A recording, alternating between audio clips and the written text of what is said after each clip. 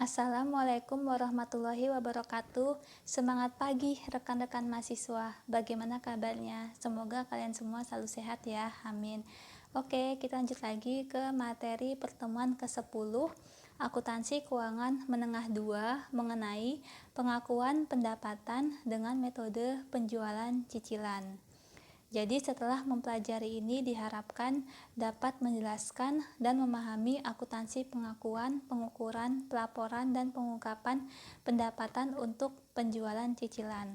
Kemudian memahami penyusunan pembukuan akuntansi pengakuan, pengukuran, pelaporan, dan pengungkapan pendapatan dengan metode penjualan cicilan.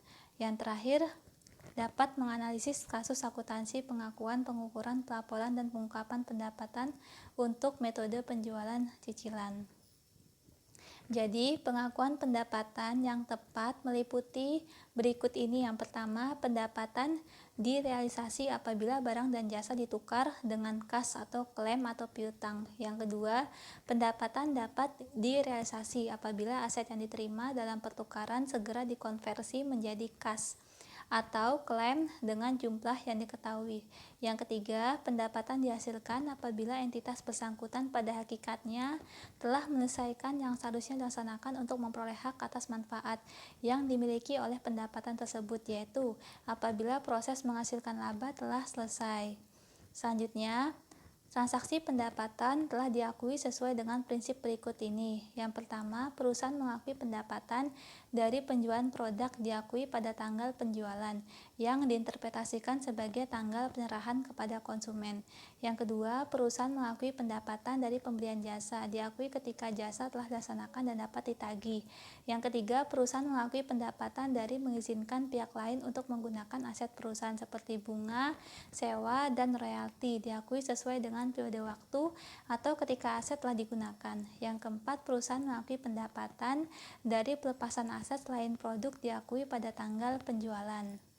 Selanjutnya, jenis transaksi, yaitu yang pertama ada penjualan produk dari persediaan, kemudian memperoleh pendapatan dari hasil penjualan, lalu waktu pengakuan pendapatannya yaitu berdasarkan tanggal penjualan atau tanggal penyerahan. Yang kedua, transaksi pemberian jasa, yaitu memperoleh pendapatan dari jasa yang telah dilakukan. Kemudian waktu pengakuan pendapatannya yaitu jasa telah dilaksanakan dan dapat ditagih. Yang ketiga, jenis transaksi mengizinkan penggunaan aset.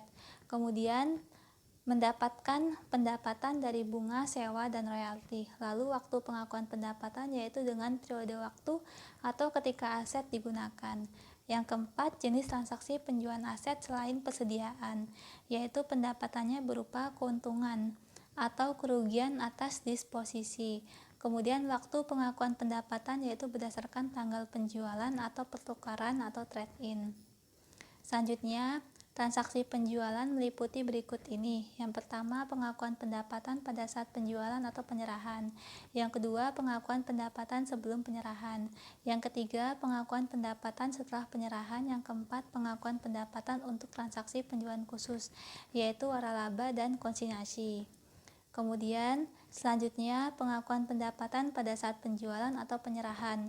Pengukuran pendapatan penjualan yaitu diukur pada nilai wajar dari penerimaan kas atau penerimaan klaim atau piutang. Kemudian pengakuan pendapatan penjualan yaitu direalisasi dan dihasilkan ketika terpenuhi pada saat barang telah diserahkan dan jasa telah diberikan kepada konsumen. Selanjutnya, metode akuntansi yang digunakan untuk mengakui pendapatan sampai kas diterima, yaitu yang pertama, metode penjualan cicilan, bahwa pengakuan laba ditangguhkan sampai periode penagihan kas. Untuk pendapatan dan harga pokok penjualan diakui dalam periode penjualan, tetapi laba bruto ditangguhkan sampai periode tertagihnya kas. Yang kedua, metode pemulihan biaya, bahwa laba yang diakui hanya apabila penagihan kas melebihi jumlah harga pokok penjualan.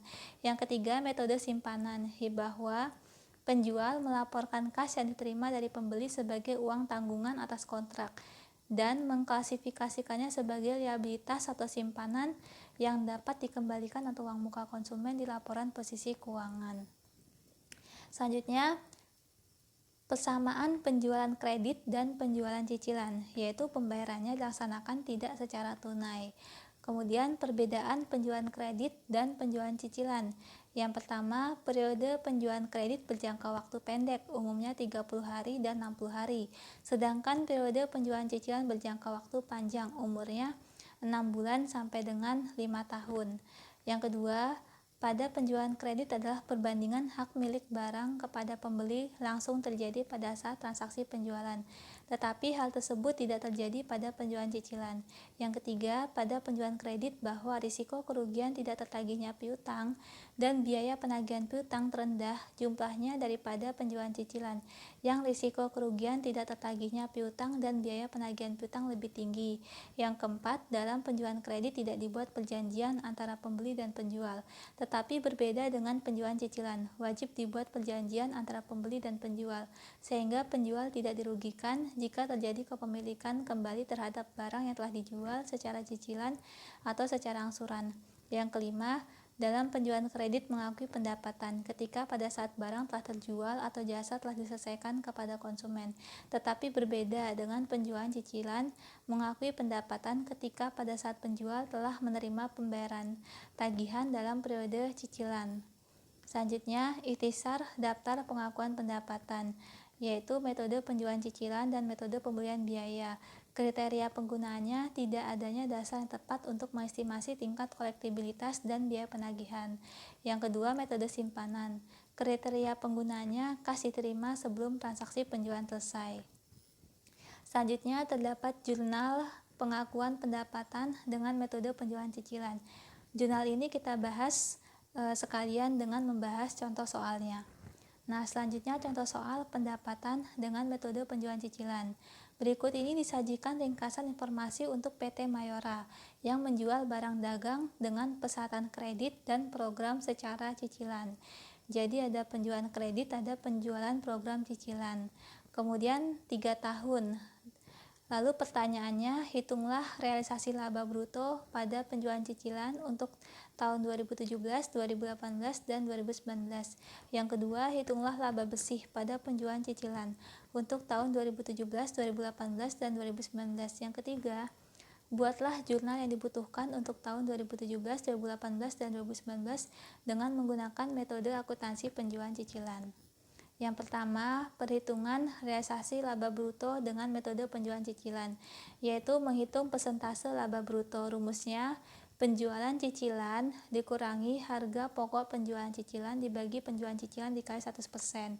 Maka tahun 2017 20%, 2018 39%, 2019 41%. Kemudian perhitungan realisasi laba bruto, yaitu rumusnya laba bruto dikali hasil penagihan atas penjualan cicilan. Tahun 2017 yaitu 20% dikali penjualan cicilannya hasil penagihannya 110.000, maka tahun 2017 22.000. Kemudian tahun 2018 ada dua penagihan penjualan cicilan, yaitu tahun 2017 dan tahun 2018, jumlahnya 60.900. Kemudian tahun 2019 ada 3 tahun hasil penagihan atas penjualan cicilan, yaitu jumlahnya sebesar 113.850. Selanjutnya yang kedua, perhitungan laba bersih dengan metode penjualan cicilan, yaitu penjualan kredit dikurangi harga pokok penjualan kredit mendapatkan laba bruto, kemudian ditambah realisasi laba bruto pada penjualan cicilan, lalu mendapatkan jumlah laba bruto pada penjualan cicilan, dikurangi beban penjualan, dikurangi beban administrasi, maka hasilnya laba bersih atau rugi bersih pada penjualan cicilan. Selanjutnya yang ketiga, jurnal pencatatan yang disusun oleh PT Mayora. Yang pertama, pencatatan penjualan yang dilaksanakan secara cicilan, yaitu jurnalnya piutang usaha cicilan di debit bertambah, kemudian penjualan cicilan di kredit bertambah. Nah, ini berdasarkan dari penjualan cicilannya. Jadi setiap tahun jurnalnya sama, hanya beda nominal. Selanjutnya, jurnal pencatatan penagihan piutang.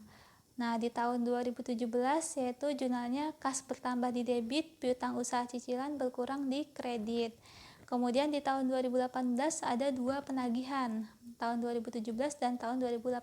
Jadi jurnalnya kas bertambah di debit, kemudian piutang usaha cicilan tahun 2017 berkurang di kredit dan piutang usaha cicilan tahun 2018 berkurang di kredit.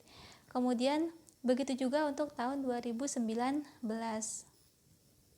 Selanjutnya, mencatat harga pokok penjualan secara cicilan, yaitu harga pokok penjualan cicilan di debit dan persediaan berkurang di kredit. Setiap tahun jurnalnya sama, hanya beda nominal.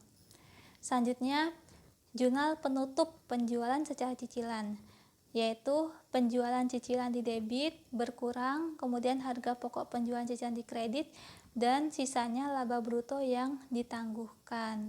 Dan ini setiap tahun jurnalnya sama, hanya beda nominal. Kemudian jurnal pencatatan perpindahan laba bruto yang ditangguhkan menjadi laba yang direalisasi melalui penagihan kas. Nah, ini laba bruto yang ditangguhkan di debit, kemudian laba bruto yang direalisasi atas penjualan cicilan itu di kredit.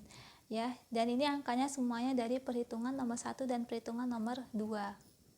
Selanjutnya, jurnal penutup laba yang direalisasi melalui penagihan kas, yaitu laba bruto yang direalisasi atas penjualan cicilan di debit, kemudian akun ikhtisar laba atau rugi di kredit.